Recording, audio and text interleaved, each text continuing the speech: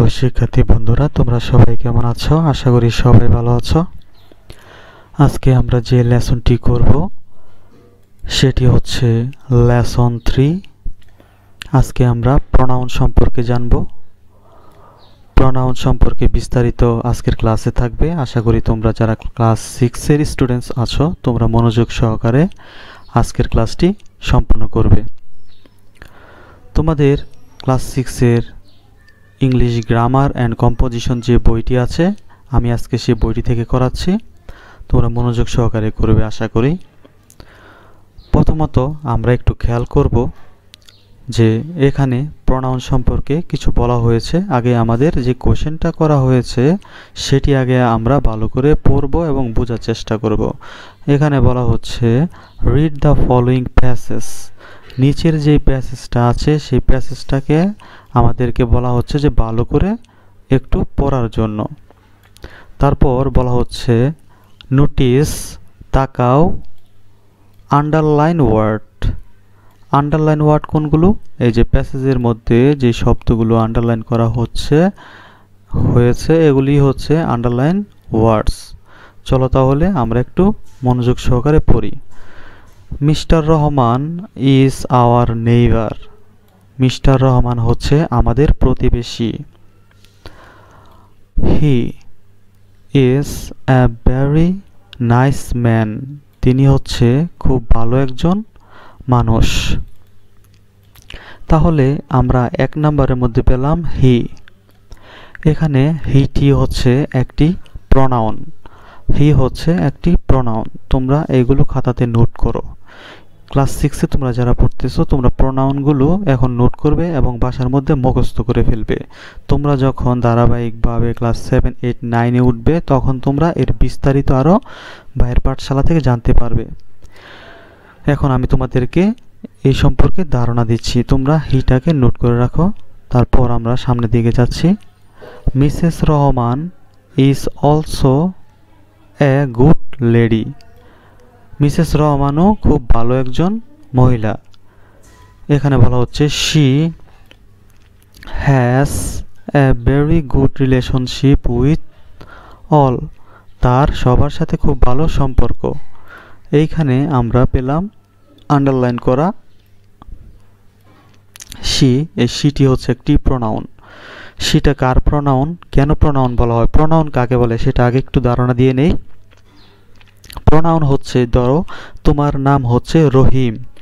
এখন তোমার নাম রহিম, বারবার রহিম, আমরা রহিম এটা বারবার উল্লেখ না করে যদি আমরা রহিমের পরিবর্তে অন্য কোনো কিছু দ্বারা এই রহিমকেই বোঝাতে পারি, তাহলে যে ওয়ার্ডটি দ্বারা আমরা রহিমকে বোঝালাম সেটি হচ্ছে রহিমের প্রোনাউন। যেমন উদাহরণস্বরূপ তোমরা খেয়াল করবে, যেমন এখানে বলেছে যে Mrs Rahman. Mrs Rahman is a good lady. Mrs Rahman হচ্ছে একজন ভালো মহিলা। তারপরে তার সম্পর্কে আরও কিছু ইনফরমেশন আমাদেরকে দিবে পরের লাইনে।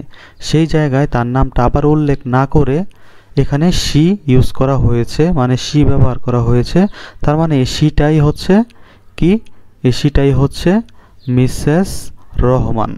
আশা করি প্রোনাউন কাকে বলে তোমরা বুঝতে পেরেছ। তারপর আমরা পর থেকে পড়ব।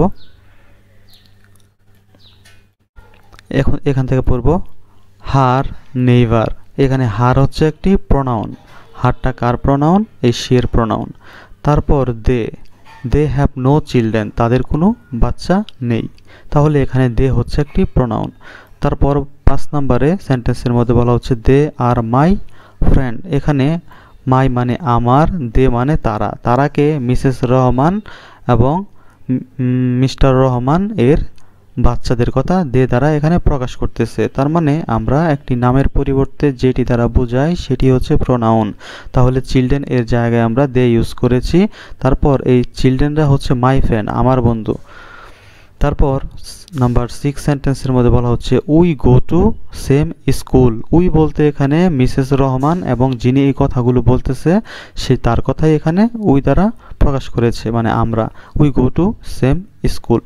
তারপর আবার we open visit their house. Their বলতে এখানে কাদের বোঝানো হচ্ছে? দেয়ার বলতে এই যে চিলড্রেন, দুইটি বাচ্চা আছে বা মিসেস রহমান এবং মিস্টার রহমান আছে তাদের বাসার কথা বলা হচ্ছে, উই ভিজিট দেয়ার হাউস। তারপর এখানে আওয়ার্স, আওয়ার্স মানে আমাদের, দে আর অলসো ভিজিট আওয়ার্স মানে তারাও আমাদের বাসায় ভ্রমণ করে।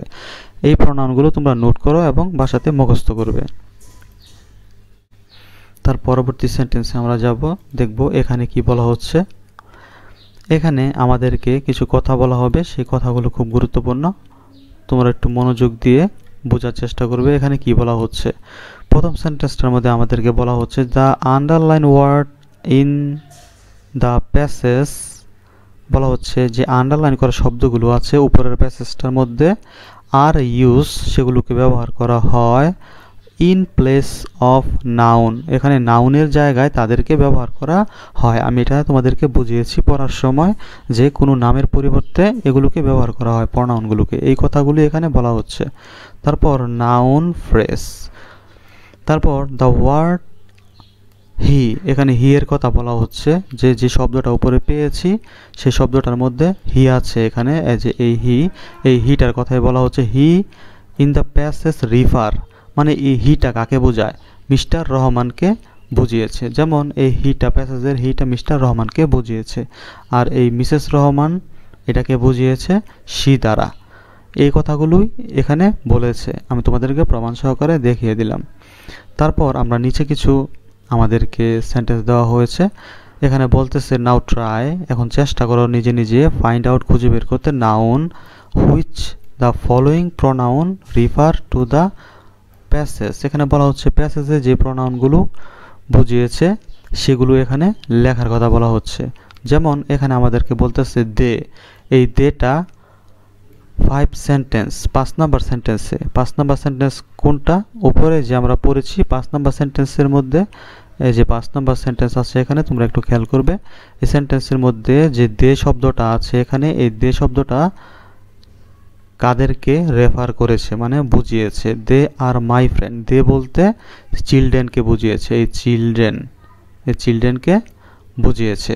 তাহলে আমরা ওইখানে গিয়ে কি লিখতে পারি?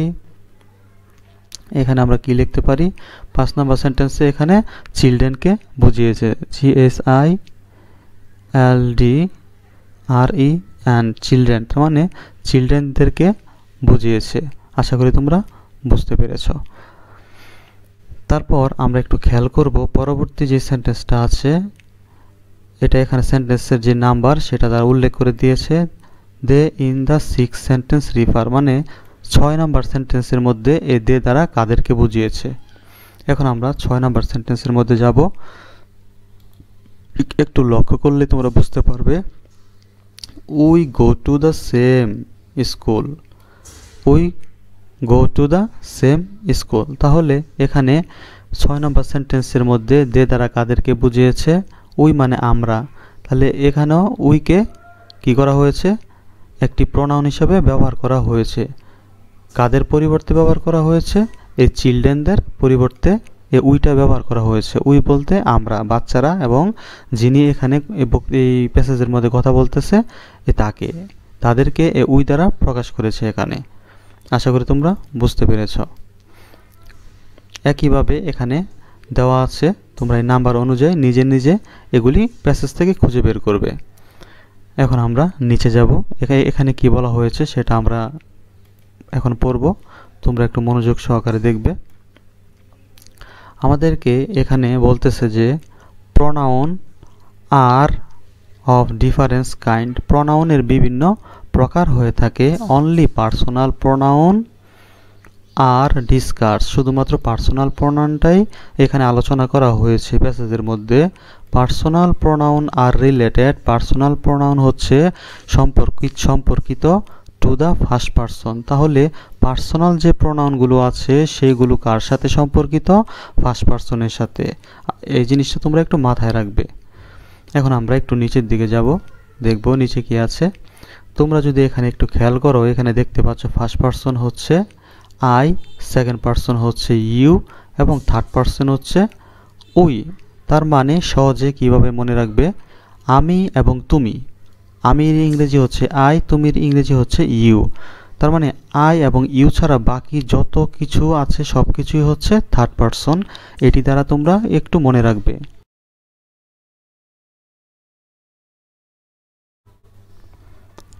আশা করি তোমরা এতটুকু বুঝতে পেরেছ।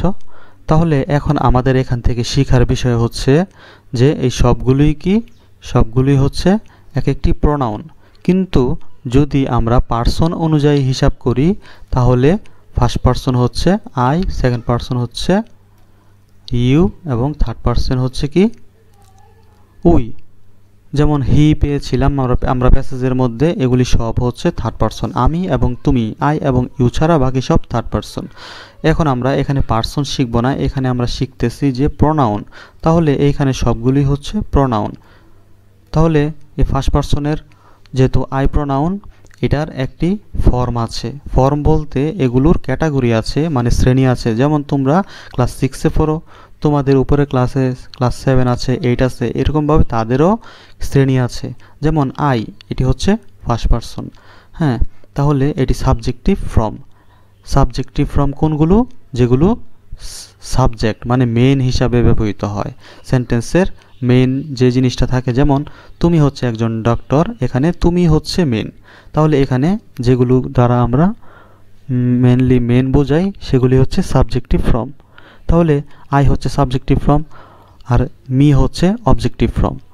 মাই হচ্ছে পসেসিভ ফর্ম, মাইন্ড এটিও পসেসিভ ফর্ম। এগুলো মুখস্থ করবে। We subjective form, objective form হচ্ছে আস, আওয়ার্স এবং আওয়ার্স, এই দুইটা আওয়ার এবং আওয়ার্স হচ্ছে পসেসিভ ফর্ম। ইউ হচ্ছে এখানে সাবজেক্টিভ ফর্ম, ইউ এর অবজেক্টিভ ফর্ম কি ইউ, এবং পসেসিভ ফর্ম হচ্ছে ইউর, ইউরস। এগুলো ভাষাতে মুখস্থ করবে তোমরা। একটু কষ্ট হলেও তোমরা সম্পূর্ণ ক্লাসটি মনোযোগ সহকারে করবে আশা করি। বন্ধুদের সাথে চ্যানেলটি তোমরা শেয়ার করতে পারো, তারাও যেন আমাদের সাথে ক্লাস করতে পারে। তারপর এখানে বলা হচ্ছে the pronouns are put in 3 different set. প্রোনাউনগুলোকে 3টি ভাগে বিভক্ত করা হয়েছে। উপরের কথাগুলোই এখানে বলা হচ্ছে, এগুলো আমাদের পড়ার দরকার নেই। আমরা সরাসরি এখন চলে যাব। এখানে আমাদেরকে একটি টেবিল দেওয়া আছে, টেবিলের মধ্যে কি করতে বলা হয়েছে সেটি আগে পড়ব। তোমরা পরীক্ষার মধ্যে গিয়ে প্রশ্নটাকে ভালো করে বুঝবে। তোমাকে কি করতে বলা হয়েছে সেটি যদি না বুঝো তাহলে তোমরা ইংরেজিতে ভালো করতে পারবে না। আর সেটা বোঝার জন্য তোমাদেরকে বেশি বেশি শব্দের অর্থ জানতে হবে। আশা করি আমার কথাটা তোমরা বুঝতে পেরেছ। যেখানে ওয়ার্ড পাবে সেই ওয়ার্ডটা আগে মনোযোগ দিয়ে এর অর্থটা বোঝার চেষ্টা করবে। এখানে বলা হচ্ছে right sentence of your own using above pronoun. এখানে বলা হচ্ছে উপরে যে প্রোনাউনগুলো আমরা পড়েছি সেখান থেকে আমার ইচ্ছে মতো আমি প্রোনাউন ইউজ করে কি করব? 3 ফর্ম।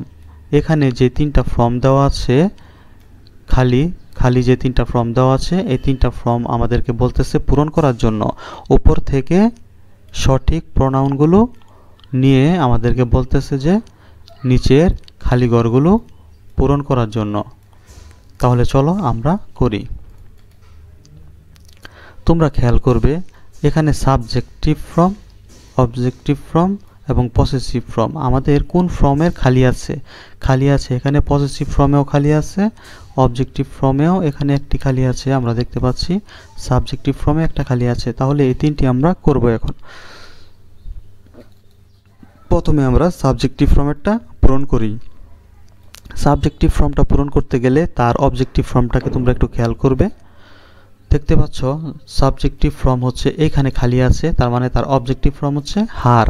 তাহলে হার এর সাবজেক্টিভ ফর্ম আমরা পড়েছিলাম। হার এর সাবজেক্টিভ ফর্ম কি পড়েছিলাম? হার এর সাবজেক্টিভ ফর্ম পড়েছিলাম আমরা শি, শি পড়েছিলাম। তাহলে সাবজেক্টিভ ফর্ম হচ্ছে শি, তারপরে হার।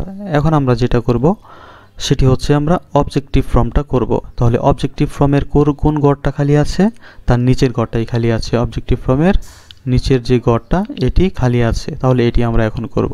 তাহলে তার সাবজেক্টিভ ফর্মটাকে আগে আমাদের খেয়াল করতে হবে। এখানে সাবজেক্টিভ ফর্মটা কি? হি দেওয়া আছে। সাবজেক্টিভ ফর্মটা যদি হি দেওয়া থাকে তাহলে তার অবজেক্টিভ ফর্মটা এখন আমরা এখানে বসাবো। হি এর অবজেক্টিভ ফর্ম কি?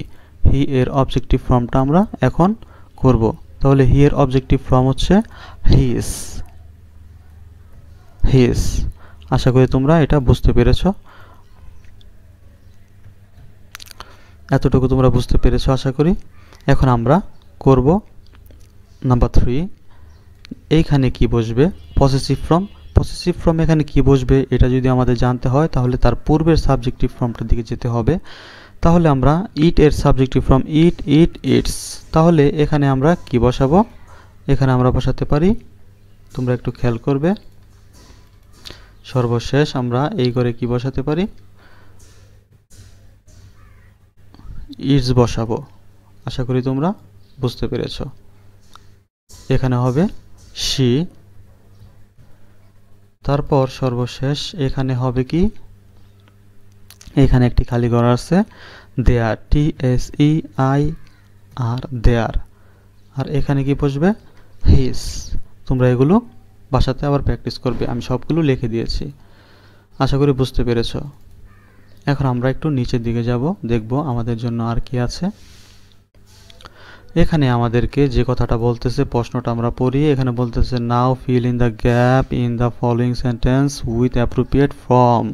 সঠিক ফর্মটা বসাবো। কিসের ফর্ম? প্রনাউনের সঠিক ফর্মটা এই খালি ঘরগুলোর মধ্যে বসাতে বলা হচ্ছে।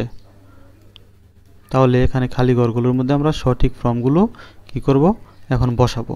তাহলে চলো, প্রথমে এখানে আমরা দেখতে পাচ্ছি এখানে যে কোশ্চেনটা করা হয়েছে আমরা একটু পড়ব মনোযোগ সহকারে। এখানে আমাদেরকে বলতেছে দে আর এ গুড বয়। তাহলে এখানে আনসারটা হবে দে, TSEY, দে। এখানে দে হবে। তারপরের যে আনসারটা সেটা আমরা দেখব।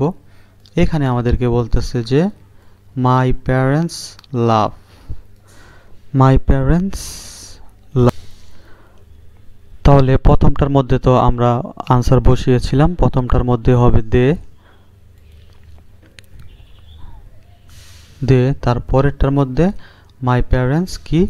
এখানে বলেছিল যে my parents love me, এখানে হবে আনসার me। আশা করি তোমরা এটা বুঝতে পেরেছো। এখন আমরা একটু নিচের দিকে যাব, তোমরা আনসারগুলো লিখে রাখতে পারো। পরে নাম্বার 3 কোশ্চেনের মধ্যে আমরা গেলে আমরা এখানে দেখতে পাচ্ছি, এখানে বলা হচ্ছে this is pen. This is answer pronoun হিসাবে এখানে কি ব্যবহার করতে পারি? My pen. তারপর আমরা পরবর্তী যেই কোশ্চেনটা আছে দ্যাট গার্ডেন ইজ, এখানে আমরা কি দিতে পারি? মাই।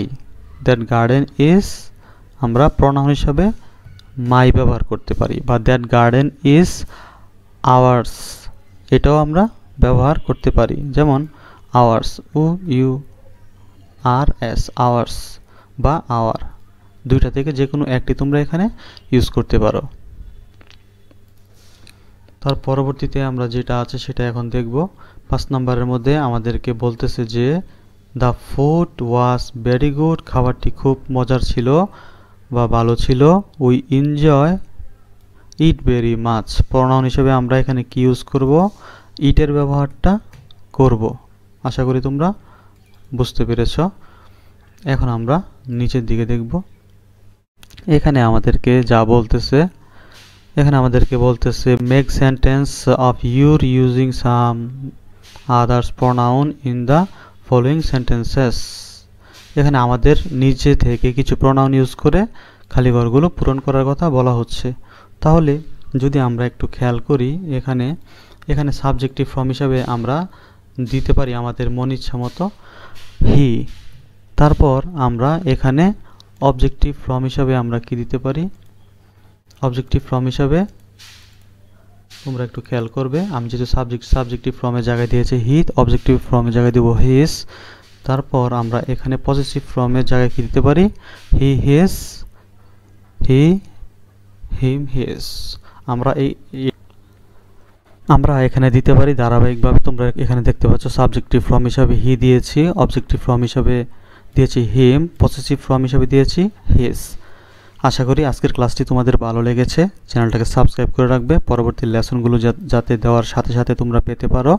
ধন্যবাদ সবাইকে আজকে আমাদের সাথে থেকে ক্লাসটি করার জন্য।